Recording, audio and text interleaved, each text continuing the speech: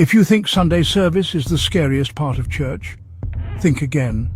Because sometimes the most terrifying horrors lie hidden beneath the veneer of faith, lurking in the shadows where prayers turn to screams. This old Baptist church has secrets, dark, unsettling secrets that have festered for generations, clinging to the very timbers of its decaying frame. In the heart of Appalachia, where the mountains rise like ancient sentinels, there's an old Baptist church, standing lonely and forgotten, a testament to a past riddled with pain and fear. It's a place where the veil between worlds thins, and the echoes of the damned resonate through the hollow halls. Folks around here whisper about it, their voices hushed with a mixture of dread and superstition, saying it's cursed by an ancient mountain witch, a figure of immense power and terrifying wrath. Legend has it, she was wronged by the congregation, betrayed and cast out for practicing the old ways, the ways of the earth and the spirits, and in her dying breath she swore her revenge, a curse that would cling to the church and its descendants for eternity. Every night, when the moon is high, casting long, eerie shadows across the landscape, the church comes alive with sinister whispers, voices that slither through the cracks in the walls, promising madness and despair. And ghostly apparitions, spectral figures that drift through the aisles, forever reliving their final moments of terror. People have seen haints, restless spirits, hovering near the entrance, their ethereal forms shimmering in the moonlight, cold and menacing. They say you can hear the faint echoes, carried on the wind, of a long-forgotten sermon, a twisted and corrupted message of damnation, filled with anger and despair, a reflection of the darkness that has consumed this sacred place. A group of curious teens, fueled by youthful recklessness and a thirst for the unknown, once dared each other, pushing the boundaries of fear and testing the limits of their courage, to spend a night inside.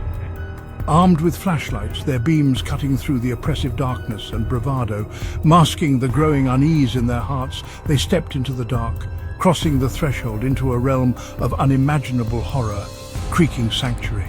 The air was thick, heavy with the weight of untold suffering, with the scent of mildew, the musty odor of decay clinging to everything, and something far more sinister.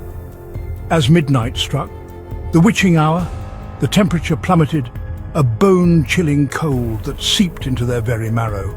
The teens' breath turned to mist, swirling around them like ghostly tendrils, and shadows began to move, detaching themselves from their sources of their own accord, dancing and writhing in the periphery of their vision.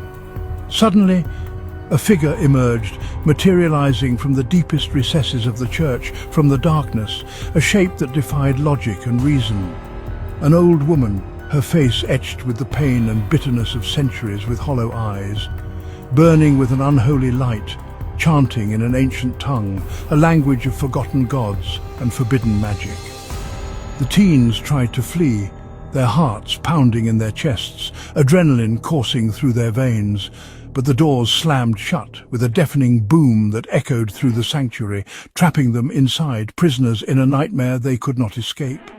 One by one, as the witch's power grew, they felt an icy grip, a spectral hand reaching out from the darkness on their souls, stealing their hope and replacing it with an overwhelming sense of dread, as the witch's curse took hold, binding them to the church and its dark history.